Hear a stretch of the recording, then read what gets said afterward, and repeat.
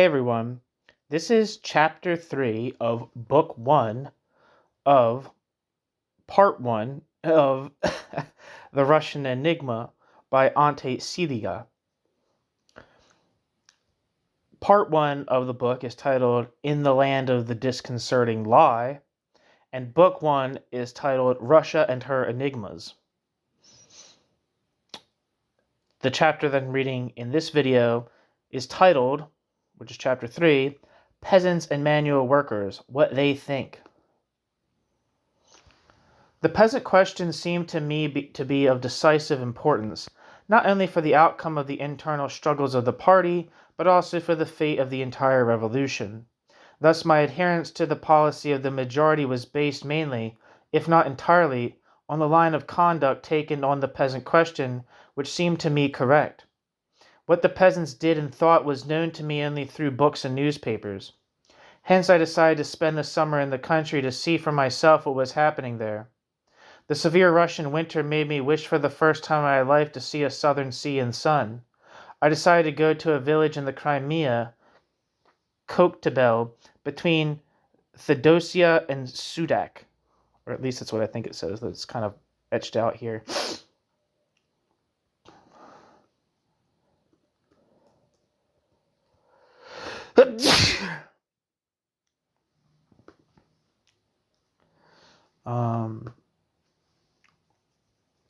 Wikipedia says Koktebel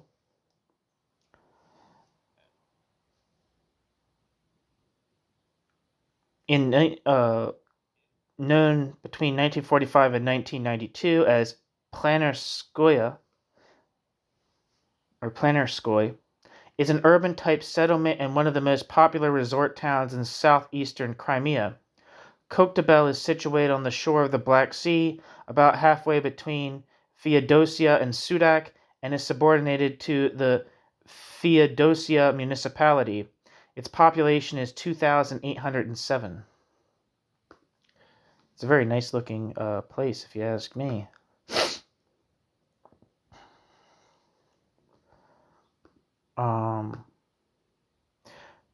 Back to the text, during the journey, I was struck by the amount of tea the Russians drank in an attempt to cope with the heat.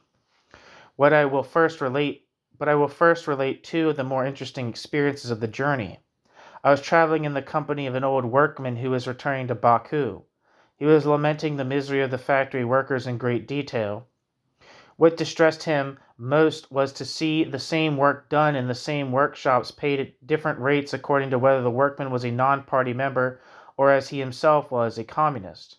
From the Marxist point of view, a difference in salary according to profession, or higher remuneration for skilled workers and employees, seemed to me justifiable. But that the same work should have better or worse remuneration, to be a communist should carry with it not the duty to set an example, but material advantages, that seemed revolting and inadmissible. Later, when my comrades were taken on, we learned that this was engineered by a simple increase of rates in favor of the communists. In the Ukraine, part of the journey was passed in the company of a group of peasants. They were alert men, strongly built and intelligent, and they were talking freely about everything. They complained bitterly of being oppressed by the Soviet power. All, they said, was for the factory workers: holidays, social insurance, culture, freedom from taxation, 8-hour day. Nothing for the peasants. Today as before, the peasants were counted second-class citizens. They went on to grumble about the oppressive taxes and above all the difference between the prices of agricultural and industrial products. Upon my arrival at Koktebel, I settled at a Seredniak's, middle peasants.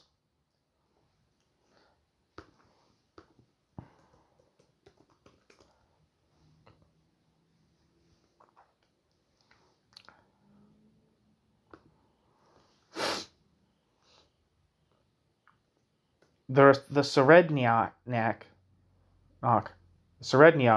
was the young head of a family and had been married only 2 years. The Seredniak had several brothers who lived apart from each other in the same village. One of them, a member of the Communist Party, was the chairman of the local Soviet. A young sister, a non-party member, was preparing to become a schoolmistress.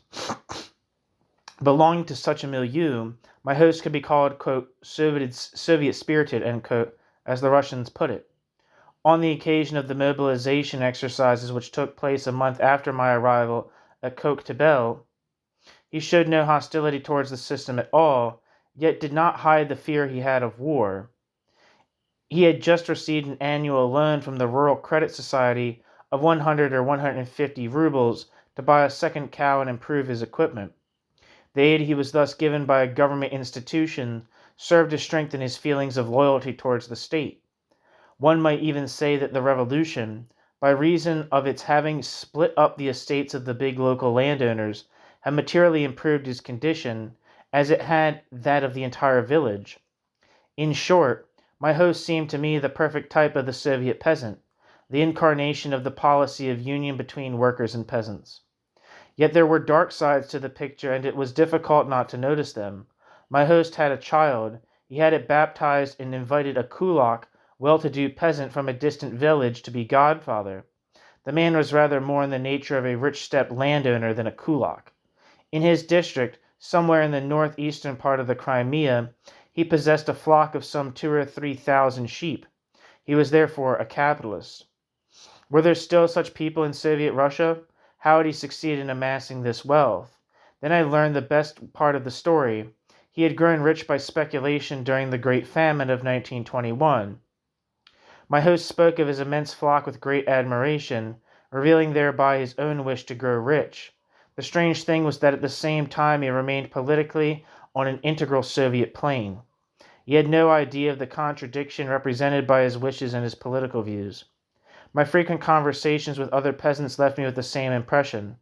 More so, even.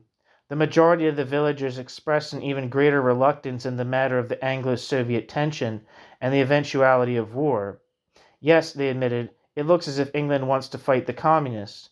The communists, but not Russia. What have we farmers got to do with it? They thus proclaimed a sort of neutrality. Sometimes one heard in their tones a shade that seemed to indicate the hope of future improvement, but often there was a certain anxiety. Things might go badly for the peasants. My spokesman, ill at ease, would cast a glance over their village, over the grounds of the old landed proprietor, his deserted country house, ... The secretary of the party cell, employed in the local Soviet administration, expressed the opinion that the mobilization had been a roaring success. The villagers had answered the call instead of hiding in the woods. The apprehension expressed in that phrase spoke volumes about the famous, quote, morale of the peasants. I saw the gradual disappearance of the idyllic picture of the relations with the peasantry as the official press still portrayed it. New section. In the village there were both cooperative and private shops. On the beach, these two types were represented by two small shops built side by side. The private shopkeeper did an excellent trade, her wares being good and fresh. The cooperative store seemed apathetic. It opened late, closed early, and sold shoddy stuff. One day, the shopwoman complained to me of the taxes that were crushing her business out of existence.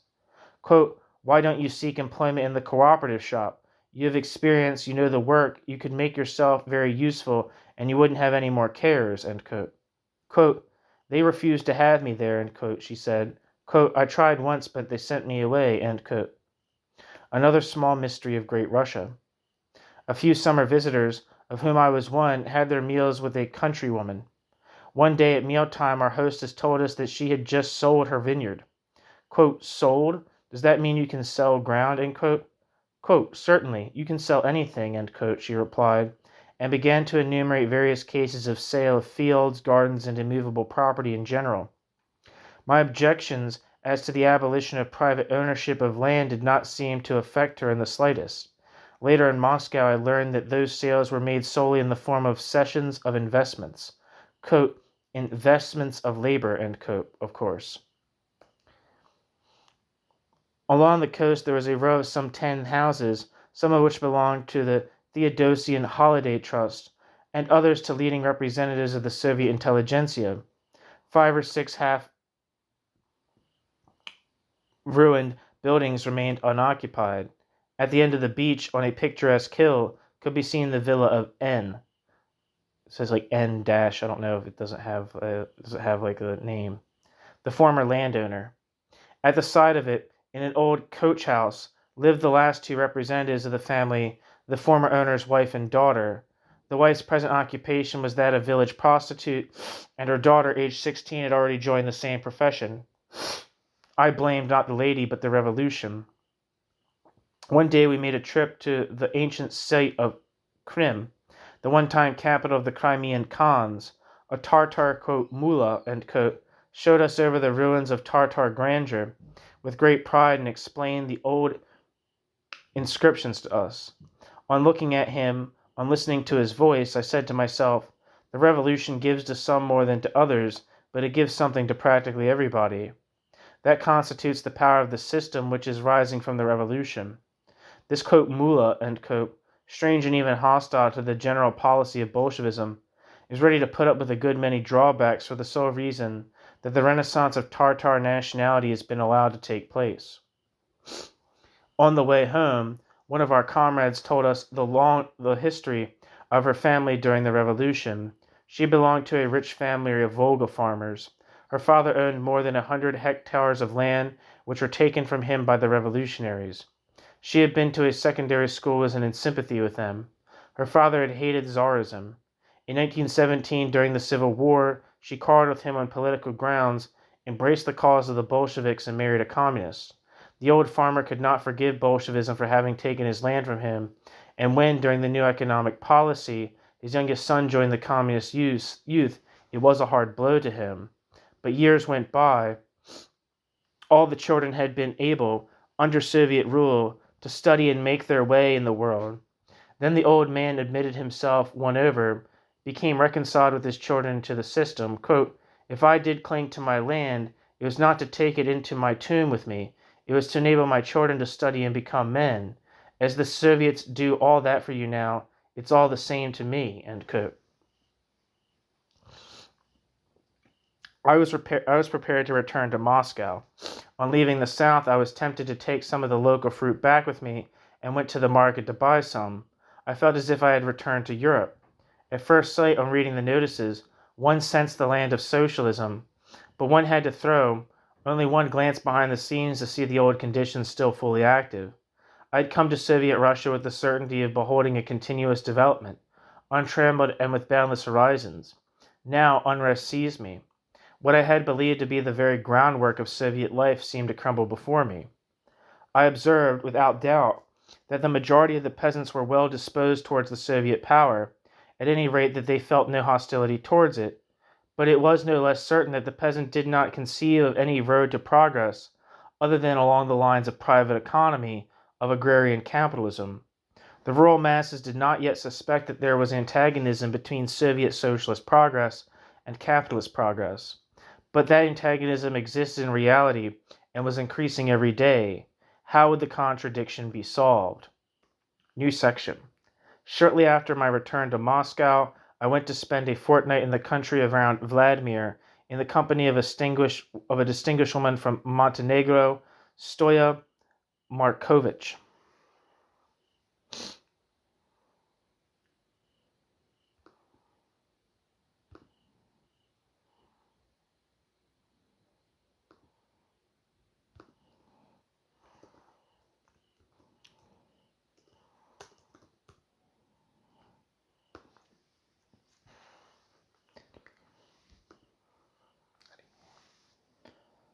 According to Wikipedia, Vladimir is a city and the administrative center of Vladimir Oblast, Russia, located on the Kalazma River, 200 kilometers, 120 miles east of Moscow.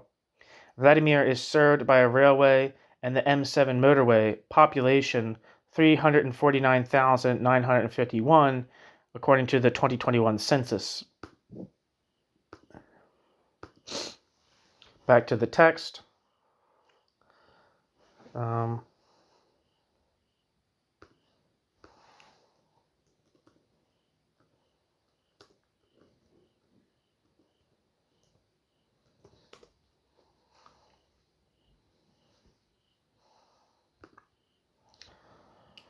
The aim of our journey was to collaborate in the activities of the MOPR, International Association for Assistance to Revolutionaries in Other Countries, which was collecting funds in that region for the benefit of political prisoners in Yugoslavia.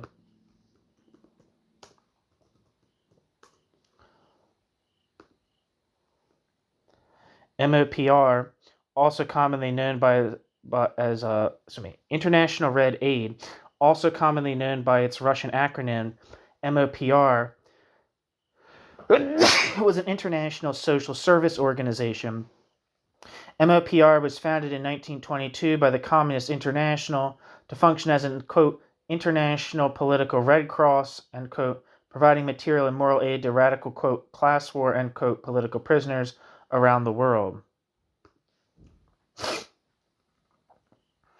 Back to the text. Vladimir, the ancient capital of the Russian monarchs, has retained all the characteristics of the most backward Russian provinces. The finest buildings in the town, the one-time governor's mansion, was occupied by the party committee. As to the executive committee of the Soviets, that was housed in a building of secondary importance, that showed even to the last well-informed where the real power lay.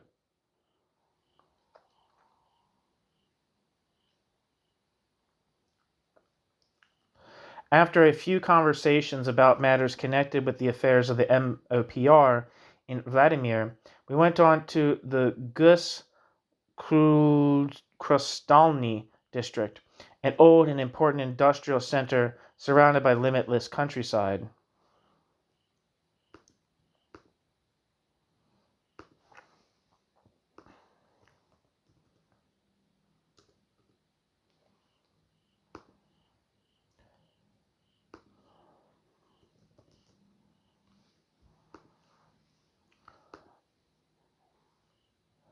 According to Wikipedia, Gus Krustalny is a town in Vladimir Oblast, Russia, located on the Gus River, a tributary of the Oka River, 63 kilometers or 39 miles south of Vladimir, the administrative center of the oblast. Population 51,552 as of the 2021 census, which is down from 76,360 in the 1989 Soviet census. Back to the text.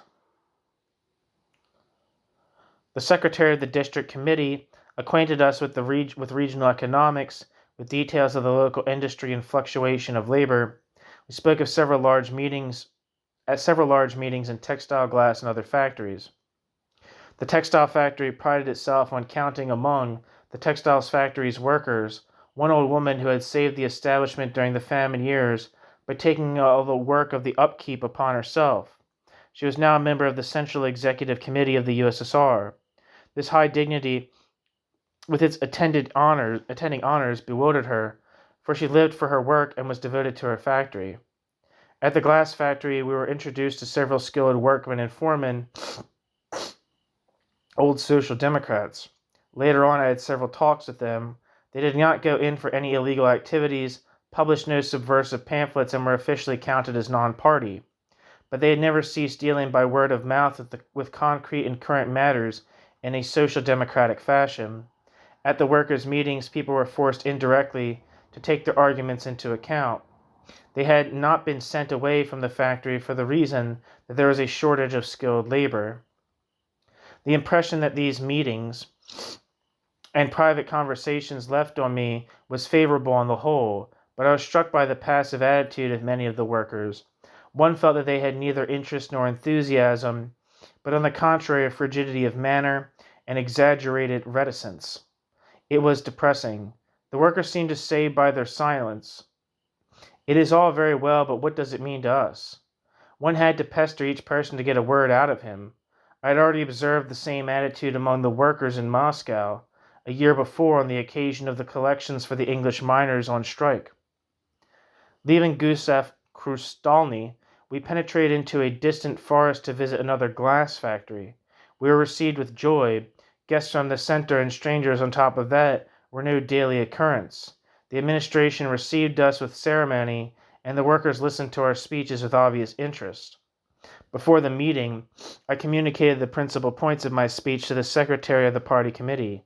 One of them was the following: the level of the life of the Soviet workers still leaves much to be desired. The poverty of the land and the land's economic lag still make themselves felt even after the revolution.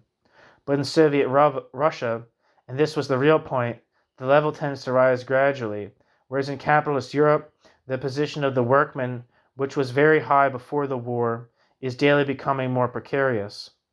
The secretary asked me not to talk about the proletarian level of life and to limit myself to a discussion of the difficult situation of the working class in Europe.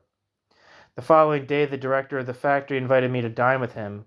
There were about 25 guests, the party and syndicate leaders and some 15 factory workers. They were old workmen with typical faces. They inspired respect and behaved with great dignity as men who were conscious of being the creators of the new wealth of Soviet society. I inquired into their situation. They were all specialized workers or foremen who were receiving relatively high wages. There was not one unqualified manual worker, except for a packer, the widow of a foreman who had died in a factory accident.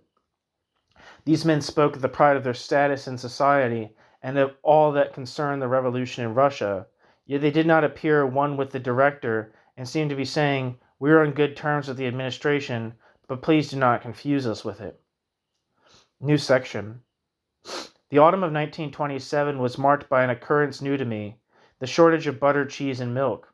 Then the bread distribution too became irregular, but the public queued patiently for hours on end.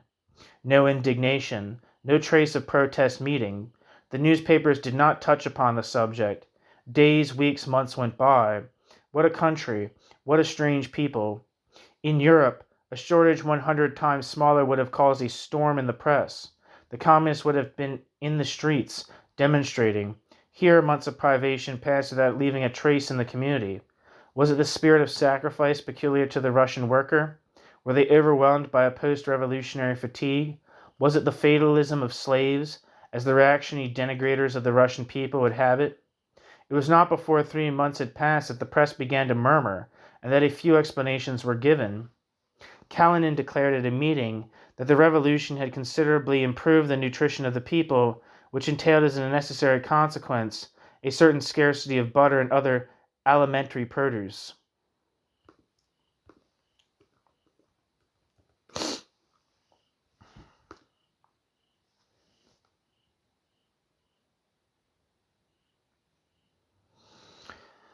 And Wikipedia says Mikhail Kalinin lived from 1875 to 1946, was a Soviet politician and Russian Old Bolshevik revolutionary. Kalinin served as head of state of the Russian Soviet Federative Socialist Republic and later the Soviet Union from 1919 to 1946. From 1926, Kalinin was a member of the Politburo of the Communist Party of the Soviet Union. Born to a peasant family, Kalinin worked as a metal worker in St. Petersburg and took part in the 1905 Russian Revolution as an early member of the Bolsheviks. During and after the October Revolution, he served as mayor of Petrograd, St. Petersburg. After the revolution, Kalinin became the head of the new Soviet state, as well as a member of the Central Committee of the Communist Party and the Politburo. Kalinin remained the titular head of state of the Soviet Union after the rise of Joseph Stalin, with whom Kalinin enjoyed a privileged relationship but held little real power influence. Kalinin retired in 1946 and died in the same year. The former East Prussian city of Königsberg, annexed by the Soviet Union in 1945, was renamed Kaliningrad after him a year later. Königsberg is where Immanuel, also, if you're interested, where Immanuel Kant lived his whole life. The city of Tver was also known as Kalinin until 1990, when Tver's historic name was restored 1 year before the eventual fall of the Soviet Union.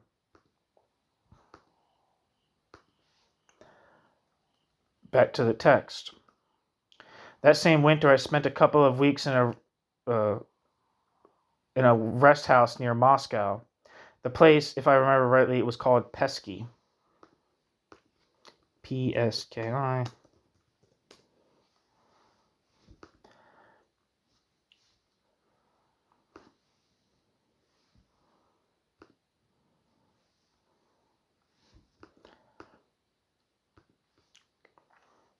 The rest house had originally been the large villa of a former landowner. It now sheltered workmen with their families, clerks, and young people. The relations between the visitors were marked by a pleasant simplicity. The food was excellent. Sports, among which were skiing and skating, were very much enjoyed. In the evenings, entertainments were improvised. I shared my table with a group of manual workers from Kolomna, and I grew very friendly with them. They were good friends, open and kindly as the people in Russia generally are, but they took very little interest in political problems. They were mechanics from the locomotive industry at Kolomna. Each had his little house, his cow, his kitchen garden. They took pleasure in their work and earned enough to live in a small but decent way. They left to others the care of solving problems of world importance. Their simplicity and good humor delighted me and made a welcomed contrast with the manners of the Moscow clerks. But, alas, what political apathy. ... A week later, about to take leave of one another, we were seized with the desire to seal our friendship by spending a last few pleasant hours together. But we soon found out that a Russian worker can buy no drink other than vodka in the local cooperatives. There was also a group of students from the Institute of Higher Education, all young and full of energy. Talking politics with them, I noticed that they knew the external aspects of the history of the workers' movement excellently, well, as given in the elementary Marxist textbooks, but their attitude as regards the more actual problems was one of indifference and formalism. Among those who spent their holidays at Pesky were also a few women workers from licensed factories. They all proclaimed that both wages and working conditions were better in these private enterprises than in those run by the state. Many workers would have liked to have been taken on in them, but the syndicates obstinately opposed this. Thus, in a socialist state, conditions of work were better in private enterprises than in nationalized factories. What was to be thought of the workers' wish to be taken on in the former? How to describe the syndicates that struggled for things other than the improvement of working conditions in the socialized factories? One of the women told us that she had gone to the factory in order to be able to study. Quote, "Did you lack the means to study? Could you not have applied for a scholarship instead of going to work?" End quote. Quote, "No, it was for my apprenticeship." End quote. Quote, "What apprenticeship?" End quote. Quote, "The worker's apprenticeship." End quote. At that point, I learned that it was necessary to work for 2 or 3 years in a factory in order to reach the social position of worker. After that, it became easy to be admitted to a higher school. One of the women attracted my attention by her instinctive dislike of bureaucracy. It was more than hatred. It was a passionate ardor that urged her to unmask at every turn the misdeeds of bureaucrats. Nothing escaped her notice. Every detail of administrative routine became to her an event of paramount importance. She unveiled the bureaucrats' hypocrisy, their false quote devotion, their communist phraseology, so often belied by their actions. Those accusations helped me to probe behind the scenes of Soviet life and gave me the sort of synthesis which I was still lacking. Each one of her gestures seemed to imply, "I know you are scoundrels, you bureaucrats of communism, both big and little. I can see right through you. I know from A to Z the reasons I have for despising and hating you." Her unbounded hostility towards the official Soviet society was instinctive and unreasoned. Her attitude was totally devoid of all theoretical backing and had no political coloring. But it was the first time that I had come across a person of working class origin, a daughter of the October Revolution, who no longer restricted herself to condemning such or such a point of the system, but who condemned the whole lock, stock, and barrel. I had come across such an attitude in the camp of the adversaries of the October Revolution, among former landowners, capitalists, and reformists. Now I had before me a specimen of the rising generation of workers whose very spiritual progress had brought about a horror of bureaucracy. At the same time, it struck me only in a vague and general way. The favorable impression this young worker produced on me was not modified when, one day, she began to ply me with the following questions. Quote, "Actually, why have you come here to eat the bread of the Russian worker? You know how welcome you are. You strangers live here like lords, whereas our workers have to put up with dry bread. Why don't you make a revolution at home instead of rushing in here where the table is already laid?" End quote. I still had some illusions on the subject of the Comintern, without, however, ignoring the fact that an incredible number of non-entities and parasites had worked their way into that institution and now inhabited the quote, Lux, the seat of the Third International at Moscow.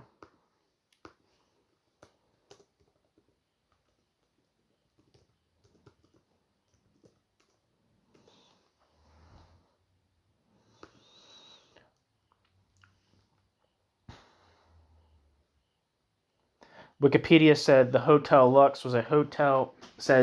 Wikipedia says Hotel Lux was a hotel in Moscow during the Soviet Union, housing many leading exiled and visiting communists. During the Nazi era, exiles from all over Europe went there, particularly from Germany. A number of them became leading figures in German politics in the post-war era. Initial reports of the hotel were good, although the hotel's problems with rats was mentioned as early as 1921. Communists from more than 500 countries came for congresses. 50 countries came for congresses, for training or to work. By the 1930s, Joseph Stalin had come to regard the international character of the hotel with suspicion, and its occupants as potential spies. Stalin's purges created an atmosphere of fear among the occupants, who were faced with mistrust, denunciations, and nightly arrests. The purges at the Hotel Lux peaked between 1936 and 1938. Germans who had fled Nazi Germany, seeking safety in the Soviet Union, were interrogated, arrested, tortured, and sent to forced labor camps. Most of the 178 leading German communists who were killed in Stalin's purges were residents of Hotel Lux.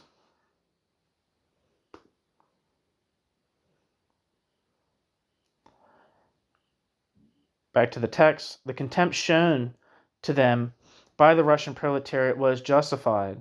I therefore did not feel it in me to take offense at certain exaggerations that were contained in the statements of this working woman.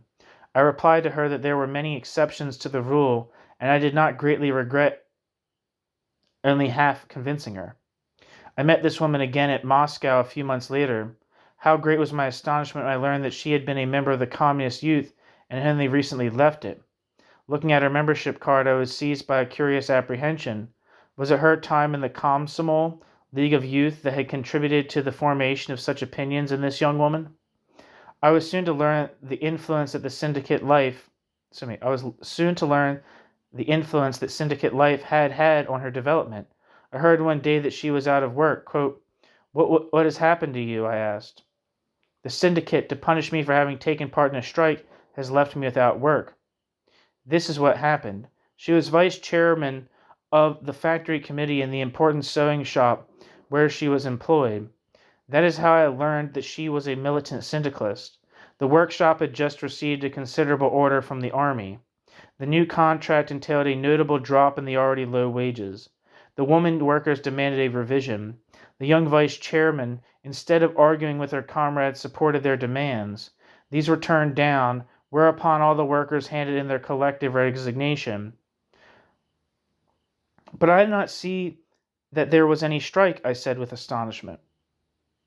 A collective resignation is considered tantamount to a strike by the syndicate.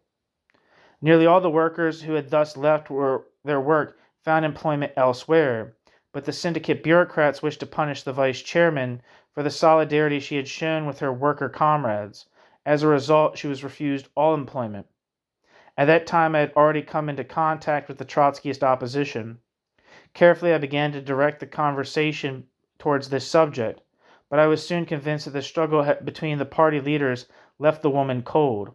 Maybe she did not understand it. Maybe she believed that from the workers' point of view, there was not much to choose between the rival leaders. But I had no time to go deeply into her feelings.